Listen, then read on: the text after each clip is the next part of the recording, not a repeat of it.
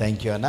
మరి సమయంలో మన మధ్యలో చాలా మరి సమయము అసమయం అంటారు కదా, అలాగ ప్రయాణాలు చేసి వచ్చారు అయ్యగారు పట్టాభి, జాషువా పట్టాభి అయ్యగారు. కాబట్టి చాలా అలసిపోయి ఉంటారు. అయినా కూడా ఆయనమైన దైవ సేవకులు మంచి వర్తమానంతో మన మధ్యలోకి వచ్చారు. ఇప్పుడు సమయం వారికి అప్పగించుదాం. దయచేసి అయ్యగారు పైకి రావాలని మనవి చేస్తున్నాను.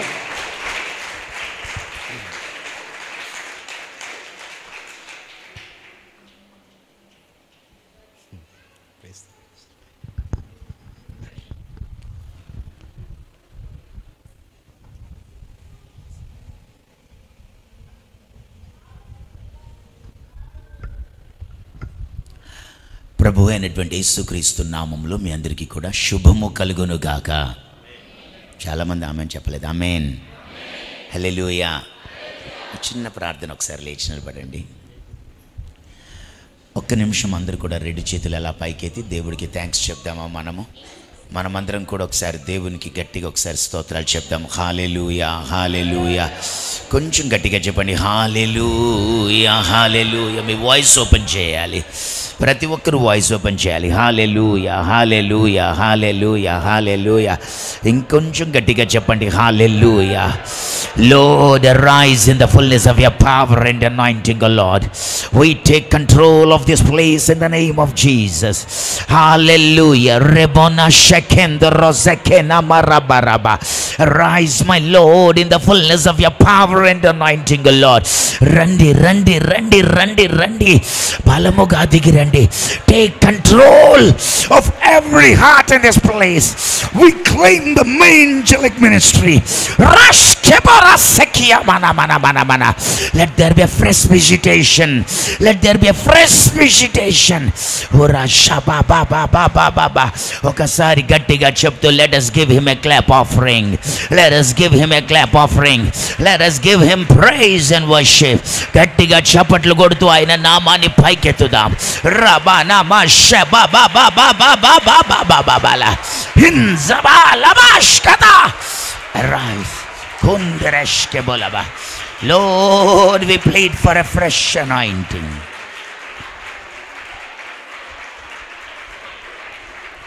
Yes, Lord. Thank you and praise you and worship you. ఈ సమయంలో మేము నిన్ను స్తుతించి నీ నామాన్ని ఘనపరుస్తూ ఉన్నాం. తండ్రి, రండి, మమ్మల్ని బలపరచు. కొద్ది నిమిషాలని వాక్యం ధ్యానిస్తూ ఉండగా మాకు సహాయం చేయమని మీ చేతులకు అప్పగించుకుంటూ యేసు పవిత్ర నామంలో అడుగుచున్నాం తండ్రి, ఆమెన్. అందరం కూర్చుందాం. మీ మధ్యలో ఉండుటకు నన్ను ఆహ్వానించినటువంటి దైవజనులు బ్రదర్ డానియల్ స్వామి, డానియల్ గారికి నా హృదయపూర్వక వందనాలు. అదే రీతిగా నాకంటే ముందు చక్కని వాక్యం అందించినటువంటి దైవజనులు బిషప్ జోసెఫ్ గారికి నా హృదయపూర్వక వందనాలు తెలియజేస్తున్నాను. ఈ రాత్రికాల సమయంలో we have very short time, అయినా పర్వాలేదు. రేపు నేను మీతో ఫుల్ టైం ఉంటాను.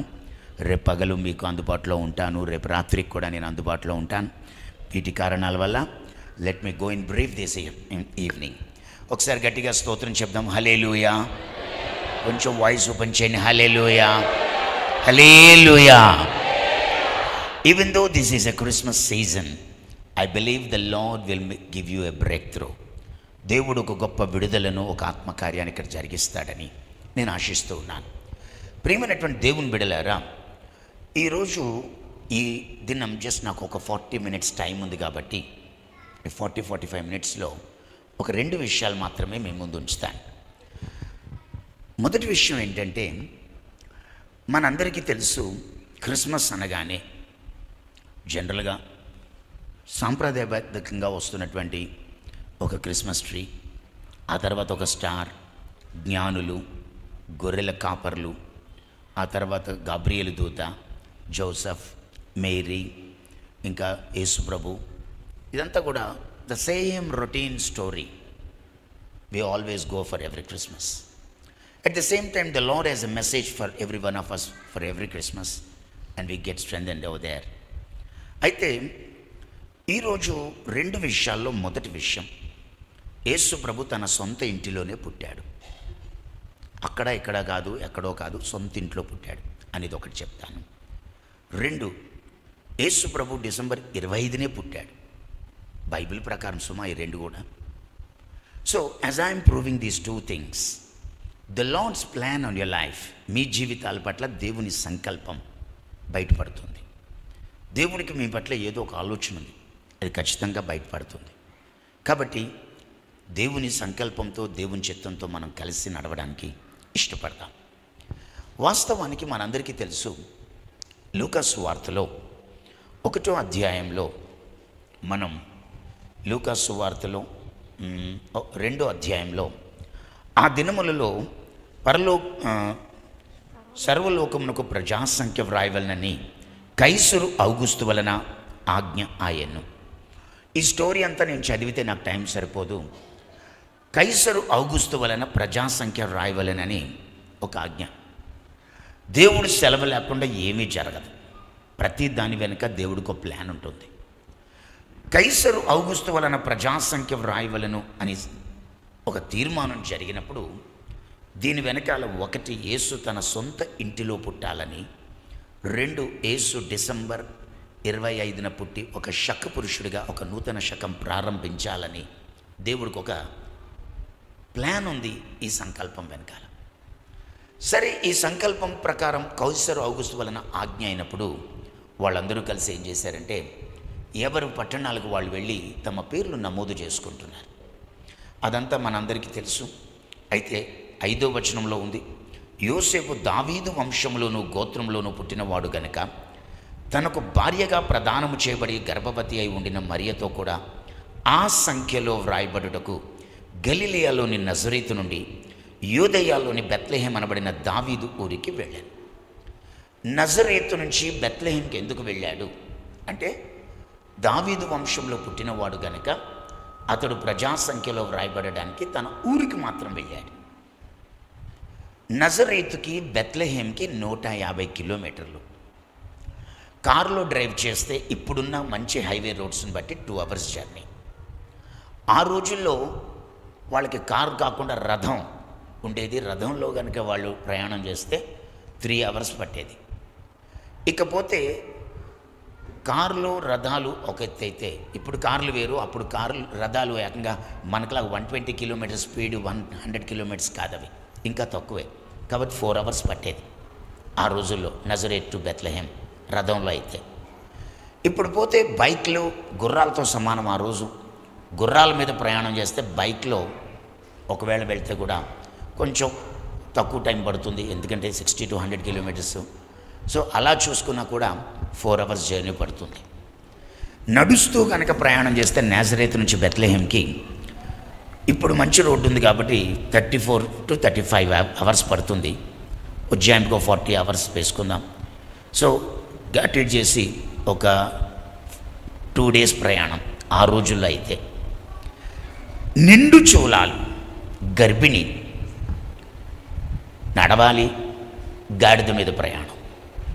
గాడిద మీద ప్రయాణం చేస్తూ ఆ గాడిద పక్కన యోసేపు నడుస్తూ వెళ్ళాలి. కాబట్టి ఇప్పుడు ఇది 4 అవర్స్ కాదు, 4 days కాదు, ఇంకెక్కువ పడుతుంది. ఎంతసేపు పడుతుంది అంటే, బ్రేక్ జర్నీ చేయాలి, ఎందుకంటే ఆమె నిండు చూలాలి. బ్రేక్ జర్నీ, రెస్ట్, ఇవన్నీ క్యాలిక్యులేట్ చేసుకుంటే it's 1 week programme. Nazareth to Bethlehem. మనందరికీ తెలుసు నజరేతు నుంచి బెత్లెహేంకి వాళ్ళు ఎందుకు వచ్చారు అంటే, ప్రజాసంఖ్యలో వ్రాయబడడానికి. అప్పుడు యోసేపు కానీ మరియ కానీ చాలా టెన్స్ ఫీల్ అయి ఉంటారు. నాకు ఈ బాధలేంటి అసలు? నేను దేవుని సంకల్పంలో ఉంటే, దేవుని చిత్తంలో నేను ఉంటే నాకు ఈ బాధ ఏంటి? నిండు చూలాలుగా ఉన్న ఈ టైంలో ఇప్పుడే ఈ ప్రజాసంఖ్య వ్రాయబడాలా? పోనీ నా డెలివరీ టైంలో అనౌన్స్మెంట్ జరగచ్చుగా, పోనీ ఈ అనౌన్స్మెంట్ తర్వాత నేను గర్భిణి అవ్వచ్చుగా. ఏంటి నాకు ఈ టెన్షన్? ఏంటి నాకు ఆ బాధ? ఒక పక్క యోసేపుకేమో ప్రధానం అయిపోయింది. ప్రధానం అయిపోయిన తర్వాత ఏంటిది అని తనకు టెన్షన్, ఈవిడికి టెన్షన్. ఈ టెన్షన్స్ మధ్య వీళ్ళు 1 week జర్నీ చేశారు. మనం జనరల్గా కరుణామయుడు అనే సినిమాలో ఫస్ట్ సాంగ్లో మొత్తం యేసుప్రభు జన్మ వృత్తాంతం ఉంది. ఆ జన్మ వృత్తాంతంలో చూసి మనకు అర్థమయ్యింది ఏంటి, మనకి ఏ అవగాహన దొరికిందంటే, ఆ నిండు చూలాలు ఇంటింటికి వెళ్ళి తలుపు కొడుతుంది. తలుపు కొడుతుంటే తోసేస్తుంటారు. నో ప్లేస్ గో బ్యాక్ అని, సత్రంలో స్థలం లేదు గో బ్యాక్ అని. ఎంత దయనీయము నీ జన్మము అంటూ ఎస్పి బాలు గారు పాట రాశారు. ఆ పాట వింటూ ఉంటే కూడా అసలు ఎంత దయనీయం, ఎంత దీనాతి దీనం. అసలు ఆ నిండు చూలాలు నడవలేక సుడివడి ఆవిడ సుడులు తిరిగిపోతూ నడుస్తుంది అని ఆ పాట పాడుతుంటే నిజంగా సుడులు తిరిగిపోయిందా, నడవలేక నడిచిందా, దీనాతి దీనమా అని మనకు అనిపిస్తుంది. But these are all not right. ఇవన్నీ నిజం కాదు. దేవుడు ప్రజాసంఖ్య వ్రాయమని చెప్పినప్పుడే he has a plan on Joseph and Mary. ఒక సంకల్పం ఉంది. ఆ సంకల్పం ఏంటంటే వాళ్ళు దావీదు అను పట్టణమునకు ఊరికి చెందినవారు కాబట్టి అక్కడికి వెళ్ళాలి. వెళ్ళి దావీదు ఎక్కడ పుట్టాడో అక్కడే పుట్టాలి యేసయ్య. అది దేవుడి ప్లాన్. దావీదు ఎక్కడ పుట్టాలో యేసు అక్కడే పుట్టాలి. పుట్టాడా అంటే ఎస్. ఇది ఎలా జరిగింది అని అంటే, నిజానికి వాళ్ళు అక్కడికి వచ్చినప్పుడు మనం అనుకుంటాం, అరేరే సత్రములో స్థలము లేనందున. అక్కడికి ఎందుకు వెళ్తే 7వ వచనంలో ఏమని రాస్తుందంటే, తన తొలిచూలు కుమారుని కనేసింది. కనేసిన తర్వాత పొత్తిగుడ్డలతో చుట్టేసిన తర్వాత సత్రములో స్థలము లేనందున ఆయనను పశువుల తొట్టిలో పరుండబెట్టి. మనం అనుకుంటాం పశువుల పాకలో పుట్టాడని, లేదు, పశువుల పాకకు షిఫ్ట్ కాకముందే పుట్టేశాడు. మరి ఎక్కడ పుట్టుంటాడు? సత్రములో స్థలము లేనందున. మరి అయితే ఈ సత్రానికి రాకముందే దారిలో ఎక్కడన్నా పుట్టుంటాడా? చాలామంది ఏమంటారంటే, ఆమె డెలివరీ పెయిన్స్ వచ్చేసరికి గబగబా ఏ తుప్పల్లోకో ఏ చెట్టు చాటుకో వెళ్ళి అల్లాడిపోతూ ఆ మగబిడ్డను కనుంటుంది అని అంటారు. ఏ దిక్కులేని పుట్టుకది, ఇటు దిక్కులేని పుట్టుక, దరిద్రపు పుట్టుక. అసలు ఆయన ఏంటి ఇంత దౌర్భాగ్యం? ఏ తుప్పల్లోకి వెళ్ళి కనీసం ఉంటుందండి. ఎక్కడికో వెళ్ళి పక్కకి వెళ్ళి ఎక్కడ ప్లేస్ లేదు కాబట్టి కనేసింది అని అనుకుంటారు. నో, అవేవి కాదు. ప్రతిదీ కూడా దేవుడి సంకల్పం ప్రకారం జరుగుతుంది అక్కడ. ఇంతకీ దేవుడి సంకల్పం ఏంటంటే, వాళ్ళు వచ్చినటువంటి ఆ సత్రమును చూసారా? ఆ సత్రం యేసు ప్రభుకి సొంత ఇల్లు. అసలు ఇంటి గొడవ ఏంటి అని అడిగితే, బైబిల్లో రూతు నయోమిని వెంబడిస్తూ బోయజును చేరుకుంది.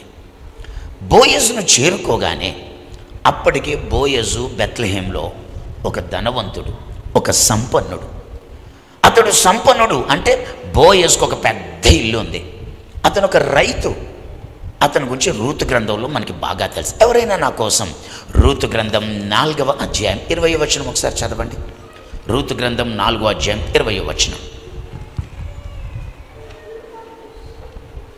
ఆఖరి 20వ వచనం ఆఖరిలో చదివేసేయండి. నయస్సోను షల్మానును కనెను. నయస్సోను సల్మాలును కనెను. షల్మాను బోయజును కనెను. బోయజును కనెను. బోయజు ఓబేదును కనెను. బోయజేమో ఒబేదెదును కనెను. ఓబేదు యెష్షయిని కనెను. ఓబేదేమో యెష్షయిని కన్నాడు. యెష్షయి దావీదును కనెను. యెష్షయి దావీదును కన్నాడు. చాలు. వీళ్ళందరూ బెత్లెహేంలోనే పుట్టారు. వీళ్ళందరూ బోయజు ఉండిన ఇల్లు అన్నా చూసారు. బోయజుకి కొన్న ఇల్లేం కాదు, అది వాళ్ళ తాత ముత్తాతలు, వాళ్ళ నాన్నగారి కాలం నుంచి బోయజు ఇల్లు అది. సో అక్కడ నయస్సోను, సల్మాను, బోయజు, ఓబేదు, యెష్షయి, దావీదు అంటూ మొత్తం 7 తరాల గురించి రాసేశాడు అక్కడ. సో 7 తరాలుగా ఇది బెత్లెహేములో బోయజు ఇల్లు. ఈ ఇంటిలోకి రూతు వచ్చింది. ఆ ఇంట్లోనే బోయజు రూతు తమ బిడ్డను కన్నారు, వాళ్ళు తమ బిడ్డను కన్నారు, అలా దావీదు వరకు అందరూ అక్కడ బెత్లెహేంలో ఉన్నారు. ఈ బెత్లెహేంలోకే సమూయేలుని దేవుడు పంపాడు. వెళ్ళు. 13వ అధ్యాయంలో సౌలుతో మాట్లాడుతూ అంటాడు, సౌలా, ఇశ్రాయేలీయుల మీద నీ రాజ్యము సదాకాలము ఉండాలని నేను సంకల్పించాను. నువ్వు పిచ్చి పని చేసి నా చిత్తాన్ని తిరగేసావు, తారుమారు చేసి పడేశావు. ఆ రోజు యోసేపుతో చెప్పా, యోసేపు బ్యాప్టిజం పొందగానే, యాకోబు బ్యాప్టిజం పొందగానే, యాకోబు 32వ అధ్యాయంలో మారు మనసు పొందుతాడు, 35వ అధ్యాయంలో బ్యాప్టిజం పొందుతాడు. మస్తకి వృక్షం కింద తాను వస్తువులన్నీ పాతిపెట్టేసి, విగ్రహాల్ని పాతిపెట్టేసి బ్యాప్టిజం తీసుకున్నప్పుడు దేవుడు ప్రామిస్ చేస్తాడు, నువ్వు మారు మనసు పొందిన రోజు ఇక మీదట నీ పేరు యాకోబు కాదు ఇజ్రాయేల్ అని చెప్పాను. ఈ రోజు నువ్వు బ్యాప్టిజం కూడా తీసుకున్నావు కాబట్టి మళ్ళీ ఇంకోసారి గుర్తు చేస్తున్నా, ఈ రోజు నుంచి నువ్వు యాకోబు కాదు ఇజ్రాయేలు, కాకపోతే నీ కడుపులో రాజులు పుడతారు అంటాడు. దేవుడు ఆ రోజు ఇచ్చిన వాగ్దానం ప్రకారం వెంటనే పుట్టినవాడు ఎవరంటే బెన్యామీన్. బెనూని పుట్టగానే బెనూని అనొద్దు, బెన్యామీన్ అనండి. నా భార్య చచ్చిపోతూ ఈ పేరు పెట్టింది కాబట్టి అది ఫైనల్ అని నేను అన్నాను. లోకాశలు లేవు నాకు, ఇంకా నా భార్య మీద నాకు ఇంకా ఆమె మీద ఏమాత్రం ఫేవరిజం లేదు. బెన్యామీన్ అని పెట్టండి. ఇక మీదట కుడి చేతి పుత్రుడు, ఎందుకంటే అతడు యేసుక్రీస్తుకు సాదృశ్యం అంటూ అతడు గోత్రంలోంచి ఇప్పుడు రాజు వస్తాడు అని దేవుడు ప్రామిస్ చేశాడు అంటాడు. ఆ బెన్యామీను గోత్రంలోంచి దేవుడు సౌలును రాజుగా చేసి, సౌలు రాజ్యము ఇజ్రాయిలీల మీద సదాకాలం ఉండాలని దేవుడు తలస్తే, సౌలు పిచ్చి పని చేసి అవివేకపు పని చేసి దేవుడి చిత్తాన్ని తలక్రిందులు చేసి పడేశాడు. ఆ రోజు సౌలుతో అంటాడు సమూయేలు, దేవుడు తన చిత్తానుసారమైన ఒకరిని కనుగొన్నాడు అని. సమూయేలు కూడా తెలియదు ఎవరో అతను, కానీ ఒక వ్యక్తి కట ఒక తపన, ఒక తృష్ణ, ఒక మంట, ఒక zeal. I just want to do God's will. నాకు దేవుడు ఏం కోరుకుంటున్నాడో ఆ కోరిక తీర్చాలి, దేవుడి చిత్తం ఏంటో అది నేను తెలుసుకుని చేయాలి, దేవుడికి ఏం కావాలో అది నాకు అర్థం అవ్వాలి, నేను ఆయన హార్ట్ బీట్ వినాలి, ఆయన కౌగిట్లోకి వెళ్ళి ఆయన హార్ట్ బీట్ విని ఆయన చిత్తాన్ని నెరవేర్చాలని ఒక లోపల తృష్ణ, మంట, కోరిక, తీవ్రమైనటువంటి స్థితి. దేవుడు చూశాడు, దిస్ ఇస్ ద వన్. నా హార్ట్ బీట్ని అర్థం చేసుకుని నా హృదయ తపనను నెరవేరుస్తాడు, ఇతడు నా చిత్తాన్ని తప్పక నెరవేరుస్తాడు అని చెప్పి శామ్యుయల్ గో అన్నాడు. శామ్యుయల్ బెత్లెహేంకి వెళ్ళినప్పుడు పెద్దోడు వచ్చాడు, నేను కోరుకోలేదు. రెండోవాడు వచ్చాడు, నేను పై రూపాన్ని చూడక అసలు అన్నాడు. 7 అయిపోయారు. ఇంకెవడన్నా ఉన్నాడా? 8వ వాడు ఉన్నాడు అన్నారు. ఓ సరే పిలవండి అన్నారు. గొర్రెలు కాసుకుంటున్నాడు అన్నారు. ఏం పర్వాలేదు పిలవండి, we will wait for him, ఎందుకంటే ఈజ్ నాట్ ఆర్డినరీ, నా అంతటి what we have to wait అన్నాడు. ఆ రోజు దావీదు వచ్చినప్పుడు దావీదుని నూనె పోసి దేవుడు అభిషేకించాడు ఇజ్రాయిలీలకు రాజుగా. గట్టిగా స్తోత్రం, కొంచెం వాయిస్ పెంచి హల్లెలూయా హల్లెలూయా. దావీదుని అభిషేకించినప్పుడు బెత్లెహేము అన్నది మనం మర్చిపోకూడదు. It was still his home town. బెత్లెహేంలోనే జరిగింది ఇదంతా. అక్కడి నుంచి బెత్లెహేములో ఉన్నటువంటి దావీదు తాను రాజుగా మారినప్పుడు బెత్లెహేం నుంచి జెరూసలేంకి షిఫ్ట్ అయ్యాడు. ఎందుకు జెరూసలేంకి షిఫ్ట్ అయ్యాడంటే, జెరూసలేంలో అది సియోను కొండ, జెరూసలేములో దేవుడి మందిరం కట్టబడాలి. యెబూసీయుని పొలములో ఖడ్గము దూసిన దూత కనపడ్డాడు దావీదుకి. కనబడి దేవుడు అవన్నీ విషయాలు చెప్పినప్పుడు అది సియోనుపురమని, సియోను కొండని, అది సిటీ ఆఫ్ డేవిడ్గా మార్చబడాలని దేవుడు సంకల్పంలో ఇవన్నీ ఉండి మొత్తానికి రాజరికానికి వచ్చినప్పుడు, తాను రాజు అయినప్పుడు షిఫ్ట్ అయిపోయాడు. ఇప్పుడు ఆయన మహారాజు, రాజుగా ఉన్నాడు కాబట్టి, రాజరికంలో ఉన్నాడు కాబట్టి తాను జెరూసలేంలో కోట కట్టుకున్నారు. దాన్ని రాజ్యంగా ఒక హెడ్ క్వార్టర్ క్యాపిటల్ చేసేసుకున్నారు. పోనీ దావీదు ఒకడేనా అంటే, దావీదు కుటుంబంలో తన సోదరులందరికీ రకరకాల ఉన్నత స్థానాలు ఇవ్వబడ్డాయి. అక్క మేనల్లుళ్ళు వాళ్ళకు కూడా సేనాధిపతులు అయిపోయారు. సో అందరూ కూడా అఫీషియల్సే దావీదుతో పాటు. Everybody has to shift. బెత్లెహేంలో సొంత ఇల్లేమో మూలబడిపోయింది, దావీదు పుట్టిన స్థలం మూలబడిపోయింది, దాని జోలికి ఎవరు వెళ్ళట్లే, అది మూతపడిపోయింది, తలుపులు వేసేసారు దానికి. అలా తలుపులు వేసేసినటువంటి ఆ ఇల్లు అలా ఉండిపోయింది. వీళ్ళందరూ ఇక్కడ ఉండగా ఒకానొక కాలంలో దావీదుకు ఒక కష్టకాలం వచ్చింది.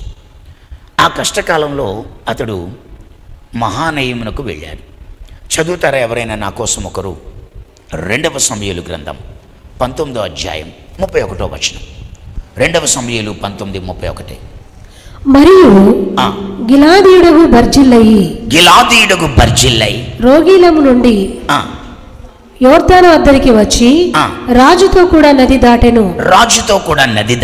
బర్జిల్లయి 80 సంవత్సరముల వయసు కలిగి బహు ముసలివాడై ఉండెను. అతడు అధిక ఐశ్వర్యవంతుడు గనక రాజు మహనయీములో నుండగా అతనికి భోజన పదార్థములను పంపించుచు వచ్చెను. యెరూషలేములో నా యొద్ద నిన్ను నిలిపి పోషించెదను, నీవు నాతో కూడా నది దాటవలనని రాజు బర్జిల్లయితో సెలవీయగా. చాలు, ఈ స్టోరీ అంతా నేను చెప్పేస్తాను. కష్టకాలంలో మహానయంకి వచ్చేసాడు. వచ్చినప్పుడు దావీదుతో పాటు ఒక టీం ఉన్నారు. దగ్గర దగ్గర 400 నుంచి 600, 500, 600 ఉంటారు సుమారు. ఈ టీం అందరికీ బర్జిల్లై అనే 80 సంవత్సరాల ముసలివాడు, ధనవంతుడు ఎవ్రీడే పోషించాడు. దేవుడు బర్జిల్లైని ఉపయోగించుకున్నాడు. ఈ బర్జిల్లై దావీదు అండ్ టీం అద్భుతంగా వాళ్ళు పోషిస్తూ వచ్చాక దావీదుకి కష్టకాలం తీరిపోయి జెరూసలేం వెళ్ళిపోతుంటే నది దాటి బర్జిల్లై కూడా దావీదుతో పాటు నది అవతలకు వచ్చి సాగనంపుతున్నాడు. అప్పుడు దావీదు అంటాడు బర్జిల్లైతో, అయ్యా, నువ్వు నాకు చేసిన ఉపకారం ఇంత అంతా కాదు. నా కష్టకాలంలో నువ్వు నాతో పాటు జెరూసలేంకి వచ్చి నా భోజనపు బల్ల మీద నువ్వు కూర్చోవాలి, నువ్వు అక్కడ తినాలి, అక్కడ ఉండాలి. I just want to honour you అంటాడు. దానికి బర్జిల్లై అంటాడు, నాకు 80 ఏళ్ళు వయసు, ఇది తినే వయసా నీ భోజనం బల్ల మీద కూర్చుని? కాదు. రెండోది, నేను ఎప్పుడు చచ్చిపోతానో నాకు తెలియదు. కాబట్టి ఒకవేళ నేను చచ్చిపోతే నా పితరులతో పాతి పెట్టబడాలి అనే ఒక కోరిక నాకుంది. I just don't want to come. Thank you for the offer. అయినా నువ్వు నోరు తెరిచి నన్ను రమ్మని ఇన్విటేషన్ ఇచ్చావు కాబట్టి టేక్ మై సన్, నా కొడుకుని తీసుకెళ్ళు, నువ్వేదైనా మర్యాదలు చేయాలనుకుంటే ఆయనకు చేయి అంటాడు. అప్పుడు బర్జిల్లై కుమారుడు కిమ్హాం, అక్కడ కింద రాసుంటుంది, మీరు ఆ టెక్స్ట్ అంతట్లో చూస్తే, అయితే ఎన్నో వచనం అమ్మది? కిమ్హాము 38లో ఉంది. ఏమని? రాజు కిమ్హాము నాతో కూడా రావచ్చును, కిమ్హాం నాతో కూడా రావచ్చును. చాలు, కిమ్హాము నాతో రావచ్చు అని తీసుకెళ్తాడు. బర్జిల్లై కొడుకు కిమ్హామును తీసుకుని వెళ్ళిన తర్వాత కిమ్హాము జెరూసలేంలో దావీదుతో పాటు ఉంటూ ఉన్నాడు. దావీదు ముసలోడైపోయాడు. ముసలోడైపోయినప్పుడు నా తర్వాత ఎలా ఉంటుందో తెలియదు, కాబట్టి నా కొడుకుకి నేను కొన్ని అప్పగింతలు చేయాలి అని చెప్పి సోల్మన్ని పిలిచి, సోల్మన్, మెఫీబోషెత్ అనేవాడు ఉన్నాడు, అతన్ని జ్ఞాపకం చేసుకో. లేకపోతే పలానా వాడున్నాడు, అతన్ని జ్ఞాపకం చేసుకో. పలానా వాడున్నాడు, అతన్ని జ్ఞాపకం చేసుకొని తనకు మేలు చేసిన వాళ్ళందరినీ లిస్టు చెప్పి వాళ్ళ లిస్టులో వాళ్ళ గురించి చెప్తూ ఉంటాడు. చెప్పి, నువ్వెవడో నాకు తెలియదని తర్వాత అనొద్దు, నేను ఎవరెవరిని తీసుకొచ్చానో నా తర్వాత వాళ్ళ కుమారులకు మనం రెస్పెక్ట్ ఇవ్వాలి.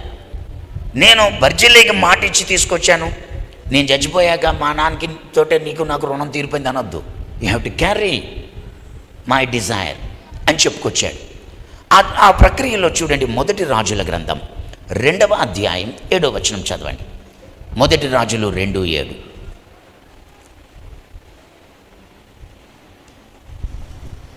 నేను నీ సహోదరుడైన అబ్షాలోము ముందర నుండి పారిపోయినప్పుడు గిలాదీయుడైన బర్జిల్లై కుమారులు నా సహాయమునకు వచ్చిరి. బర్జిల్లై కుమారులు నాకు సహాయమునకు వచ్చిరి. నీవు వారి మీద దయించి నీ బల్ల యొద్ద భోజనము చేయి వారిలో వారిని చేర్చుము. ఇప్పుడు గమనించండి, ఈ బర్జిల్లై గురించి కూడా దేవుడు దావీదు అప్పగించాడు. నేను ముసలోడైపోయాను, చచ్చిపోయే టైం వచ్చింది, నా తర్వాత వీళ్ళకి ఎవరికి నువ్వు అన్యాయం చేయొచ్చు సుమా అన్నాడు. అప్పటికే బల్ల మీద ఉన్నాడు, రాజుతో పాటు భోంచేస్తున్నాడు. సోలమన్ అది తోసేయి కథని అని ఇలా ఒక లిస్టులో వీళ్ళ పేరు కూడా చెప్పాడు. దావీదు చనిపోయిన తర్వాత సోలమన్కి, అతడు మహాజ్ఞాని కాబట్టి తన తండ్రికి ఇచ్చిన మాటలు అనేకమైన నిలబెట్టుకున్నాడు కాబట్టి సోలమన్ ఒక నిర్ణయం తీసుకున్నాడు. నేను చచ్చిపోయిన తర్వాత, కిమ్హాం చచ్చిపోయిన తర్వాత నా కొడుకులు అలాగే ఈ కిమ్హాం కొడుకుల్ని బల్లల దగ్గర కంటిన్యూ చేస్తానని గ్యారంటీ ఏముంది? తరాలు మారిపోతున్నాయిగా. కాబట్టి ఏదైనా స్టాండర్డ్ ఫేవర్ ఇతనికి చేయాలి. మనం ఊరికే రోజు తింటే అయిపోతుందా?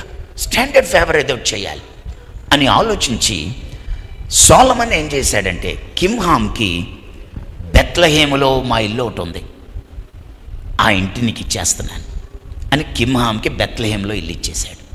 చాలా పెద్ద ఇల్లు. నువ్వు అసలే ధనవంతుడు కొడుకువి, నీ స్థాయిలో నిన్ను చూడాలి, నా తర్వాత నీ పిల్లలు నా పిల్లల కాలంలో ఎలా ఉంటుందో. ఈ విషయం ఎక్కడ రాస్తుందంటే ప్రియులారా, రాజుల వృత్తాంతముల గ్రంథంలో ఉంది, అది మనకి లేదు ఇక్కడ. మనకి దినవృత్తాంతముల గ్రంథం ఉంది, రాజుల గ్రంథం ఉంది. కానీ అవుట్ ఆఫ్ టెక్స్ట్లోకి వెళ్తే బైబిల్లో ఇంకా కొన్ని గ్రంథాలు ఉంటాయి. యాషారు గ్రంథం అని, రాజుల వృత్తాంతముల గ్రంథం అని, ఇలా చాలా ఉంటాయి. అందులో సొలొమన్ ఏమని చెప్పాడు అంటే, బెత్లెహేములో ఉన్న మా ఇల్లు నీకు ఇచ్చేస్తున్నాను, నువ్వు అక్కడ షిఫ్ట్ అయిపో, నీ కొడుకులు హ్యాపీగా ఉండాలి అంటాడు. ఇలా సొలొమోన్ దినములలో షిఫ్ట్ అయిపోయారు. షిఫ్ట్ అయిపోయిన తర్వాత అక్కడేమని రాస్తుందంటే ఆ గ్రంథంలో, యెరూషలేములోకి వచ్చేటువంటి ప్రయాణికులకి అందరికీ నట్టండి సాయంత్రం 6 అయ్యేసరికి గేట్లు వేసేస్తారట, లోపలికి రాకుండా కోటలోకి పరిగెత్తుకుంటూ బిఫోర్ ఇట్ సన్సెట్స్ లోపలికి వెళ్ళిపోవాలి. ఎందుకు అంటే ఆ గేట్లు వేయకపోతే బందిపోటు దొంగలు రావచ్చు, గూఢాచారులు రావచ్చు, లేకపోతే నిజంగా వ్యాపారస్తులే రావచ్చు, స్థానికులు అయి ఉండొచ్చు. స్థానికులు ప్రయాణాలు చేసే వాళ్ళు వస్తారు, అలాగే వ్యాపారవేత్తలు వస్తుంటారు, వ్యాపారస్తులు వస్తుంటారు, వీళ్ళతో పాటు గూఢాచారులు వస్తుంటారు, బందిపోట్లు వస్తుంటారు. To be on the safe side gates మూసేయాలి. గేట్స్ మూసేయాలి కాబట్టి ఆ బెత్లెహేం జెరూసలేం గేట్స్ మూసేస్తారు. ఈ జెరూసలేం గేట్స్ మూసేసినప్పుడు మళ్ళీ పొద్దున్న గేట్లు తీసే వరకు ఎవరైనా లేట్ అయిపోతే, ఎవరైనా లోపలికి టైంకి అందుకోలేకపోతే ఆ గేట్ దగ్గరే తెల్లవారులు వెయిట్ చేయాలి. ఇలా తెల్లవారులు వెయిట్ చేయాలి. అంతేకాకుండా వాళ్ళు తెచ్చుకున్న బ్రెడ్ అయిపోతే వాళ్ళు పస్తు పడుకోవాలి. సరిగ్గా ఈ గేట్కి దగ్గరలో ఆమడ దూరంలో ఉన్న బెత్లెహేం, ఎంతో దూరం కాదండి అది. ఆ బెత్లెహేంలో కిమ్హాం ఏం చేశాడంటే, అరే పిల్లలతో ఉన్నారు, భోజనం లేకుండా ఉన్నారు అని వాళ్ళకి ముందు భోజనాలు పెడతాం మొదలుపెట్టాడు. భోజనాలు పెడతాం మొదలుపెట్టాక, నా ఇల్లు చాలా పెద్దది కదా, మీరు ఎక్కడో రోడ్డు మీద ఆ గేట్ దగ్గర ఏం పడుకుంటారు, ఇక్కడే పడుకోండి అని దాన్ని మెల్లిగా సత్రంగా మార్చేశాడు. హల్లెలూయా చెప్పండి. ఎలా మార్చేశాడు? ఎందుకంటే ఉచితంగా పొందాను, ఉచితంగా ఇవ్వాలి. నేను మేలు పొందాను. నేను ఇంత పెద్ద ఇల్లు నేనేం చేసుకోను? మా ఊళ్ళో చాలా ఉంది, గిలాదులో మా నాన్నకి చాలా ధనవంతుడు, మా నాన్న చాలా ఉంది అక్కడ. సో వాళ్ళందరికీ ఉంది, వాళ్ళు ఎవరు రారు, నేను ఒక్కడిని ఏం చేసుకొని దీన్ని అని చెప్పి దాన్ని సత్రంగా మార్చాడు. ఈ సత్రం గురించి ఇర్మియా గ్రంథం 41వ అధ్యాయం చదువుదాం. ఇర్మియా గ్రంథం 41వ అధ్యాయంలో 17వ వచనం చాలా పెద్దది. అయితే 17వ వచనం అంతా మనం చదవద్దు, కానీ ఆ 17వ వచనంలో లాస్ట్ 3 లైన్లు చదవండి. ఇర్మియా గ్రంథం 41లో, యోధులను, స్త్రీలను, పిల్లలను, రాజ పరివారమును మరలా రప్పించిరి. అయితే వారు బబులోను రాజు దేశం మీద అధికారినిగా నియమించిన అహీకాము కుమారుడైన గెదల్యాను, నెతన్యా కుమారుడైన ఇష్మాయేలు చంపినందున వారు కల్దీలకు భయపడి ఐగుప్తులకు వెళ్ళుదమనుకొని బెత్లెహేము దగ్గరనున్న గెరూతు కిమ్హాములో దిగిరి. బెత్లెహేము దగ్గర ఉన్న గెరూతు కిమ్హాములో దిగిరి. ఇప్పుడు ఆ సత్రం పేరేంటంటే గెరూతు కిమ్హాం. చెప్పండి ఏంటది? బెత్లెహేము దగ్గర ఉన్న ఆ సత్రానికి ఒక పేరు వచ్చేసింది. కిమ్హామును బట్టి గెరూతు కిమ్హాం అనే పేరు వచ్చింది. వాళ్ళు యెరూషలేములో ఒక వ్యక్తిని చంపిన తర్వాత ఐగుప్తుకి పారిపోవాలని గేటు దాటి అవతలకు వచ్చేసారు.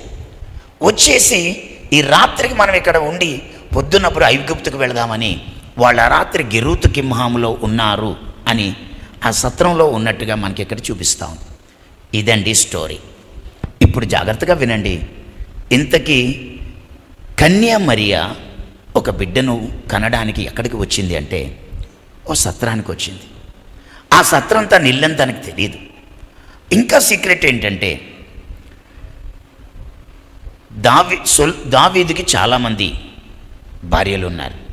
ఫస్ట్ భార్యకి పిల్లలు లేరు. ఎందుకంటే తెలియక దావీదును నాట్యం చేస్తుంటే తన మనసులో హీనపరిచింది, ఆమె గర్భం మూయబడింది.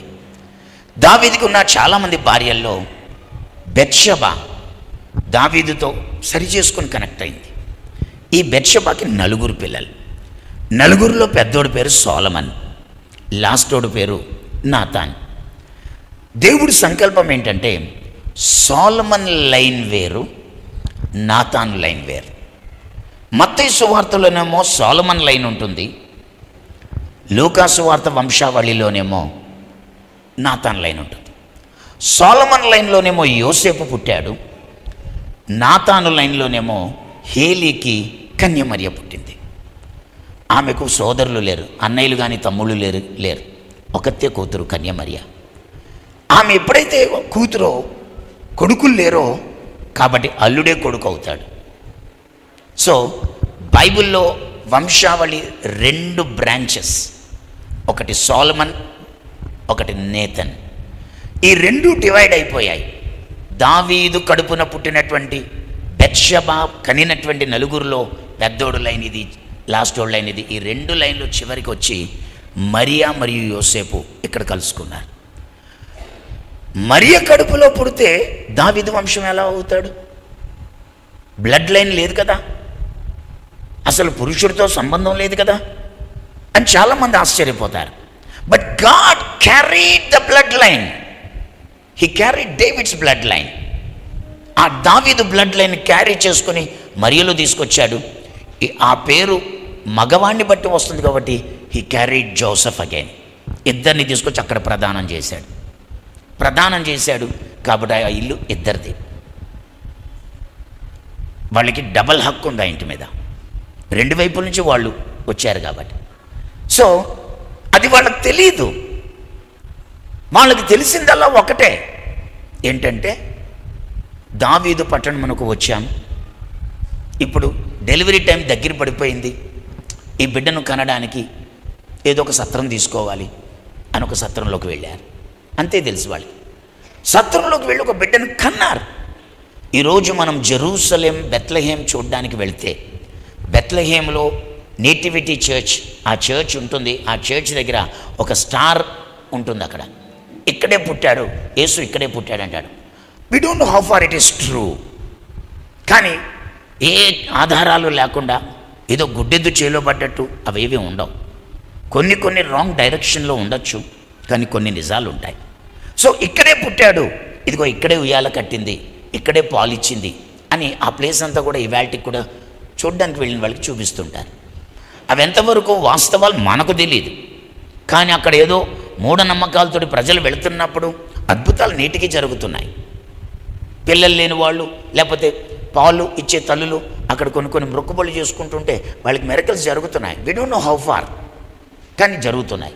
సరే, వాట్ ఎవర్ ఇట్ ఈస్, మనము సబ్జెక్ట్ నుంచి బయటికి వెళ్ళకూడదు కాబట్టి what I tell you is, సరిగ్గా బోయజ్ ఎక్కడ పుట్టాడో, దావీదు ఎక్కడ పుట్టాడో అక్కడే కన్యమర్య యేసుని కన్నది. తన సొంత ఇంట్లో పుట్టాడు.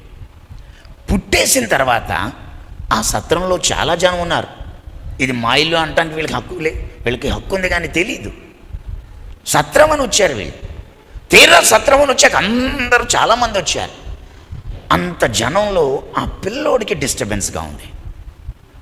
ఏమంటే అంత జనంలో పిల్లోడికి డిస్టర్బెన్స్, చంటి పిల్లోడు కదా, అప్పుడే పుట్టాడు కదా. She wanted some privacy.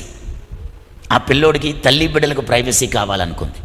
అనుకుని ఏమండి ఇక్కడ చాలా డిస్టర్బెన్స్గా ఉంది, go and fetch out some place, ఏదో ఒకటి చూడు, చాలా డిస్టర్బెన్స్ ఉంది ఇక్కడ అని ఆ తల్లి అంటుంటే అక్కడ తన బిడ్డను కనేసింది అని రాశాడు. అక్కడ కన్న తర్వాత సత్రములో స్థలము లేనందున ఆ బిడ్డను తీసుకెళ్ళి పశువుల తొట్టిలో పెట్టిరి అనుంది. బహుశా జోసెఫ్ వెళ్ళి రౌండ్గా తిరిగి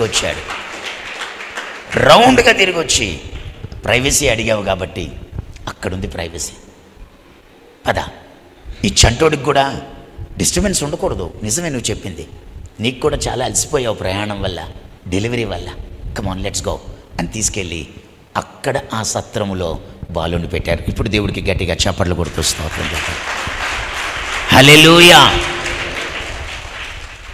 అలా పెట్టిన తర్వాత అప్పుడు గొర్రెల కాపర్లు వాళ్ళు ఆ సత్రంలోకి వచ్చి, ఆ పశువుల పాక దగ్గరికి వచ్చి ఆ బేబీని చూసుకుని వెళ్ళారు.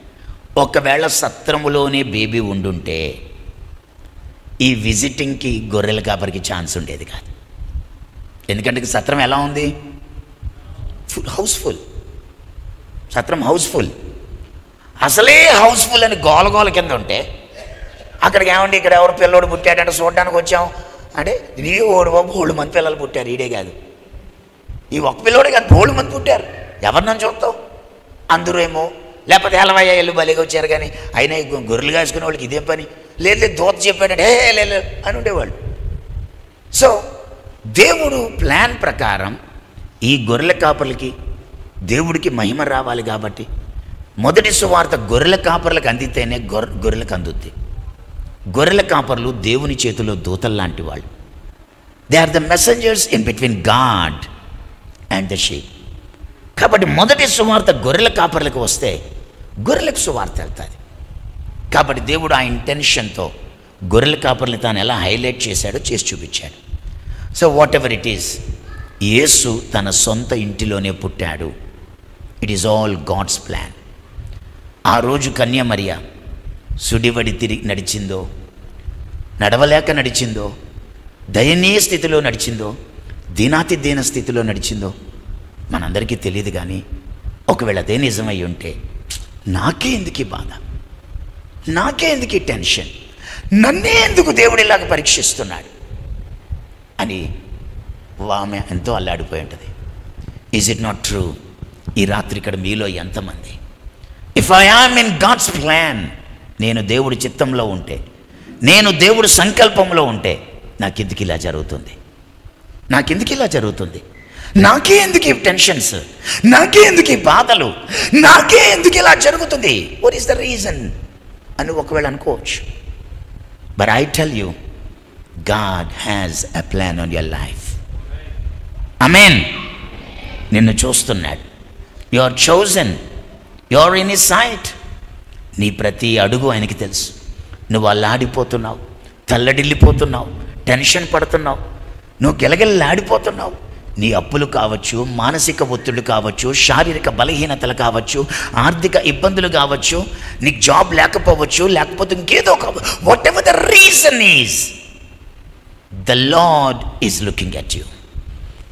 సమస్తము సమకూడి మేలు కొరకు జరిగించేవాడు, కీడు చాటున మేలు దార్చేవాడు. వై లార్డ్ వై, ఎందుకు ఇలా జరుగుతుంది అని నీకు ప్రశ్న ఉండొచ్చు. ఎందుకు ఇలా చేస్తున్నావు అని నీకు ప్రశ్న ఉండొచ్చు. నీ కన్నీరు ఆయనకు అర్థం కావట్లేదు, నీ ఆవేదన ఆయనకు అర్థం కావట్లేదు, నీ బాధ ఆయన చూడట్లేదని నువ్వు అనుకుంటున్నావు. ద లార్డ్ సేస్, నీ తలంపులు వేరు, నా తలంపులు వేరు, నీ ఆలోచన వేరు, నీ మార్గములు వేరు, నా మార్గాలు వేరు. భూమి కంటే ఆకాశం ఎంత హెచ్చుగా ఉందో, మీ ఎడల నా తలంపులు కూడా, నా ఆలోచనలు కూడా, నా మార్గాలు కూడా అంతే హెచ్చుగా ఉన్నాయి. cheer up this Christmas evening. ఈ క్రిస్మస్ ఈవినింగ్లో ధైర్యం తెచ్చుకో, ఈ క్రిస్మస్ ఈవినింగ్లో సంతోషించు. The Lord is looking at you. The Lord is knowing everything that you are going through the path. నువ్వు వెళ్ళే మార్గం ఆయనకి తెలుసు, నువ్వు నడుస్తున్న దారి ఆయనకి తెలుసు. నీ 150 కిలోమీటర్ల ప్రయాణం, వారం రోజుల ప్రయాణం, కిక్కిరిసిపోయినటువంటి సత్రం, నువ్వు నెలలు నిండిపోవడం, నిండు చూలాలుగా ఉండడం అన్నీ ఆయనకి తెలుసు. కానీ దేవుడు సమస్తము నీ మేలు కొరకే, నీ పట్ల ఉన్న ఒక సంకల్పంతో చేస్తాడు. ఆమేన్.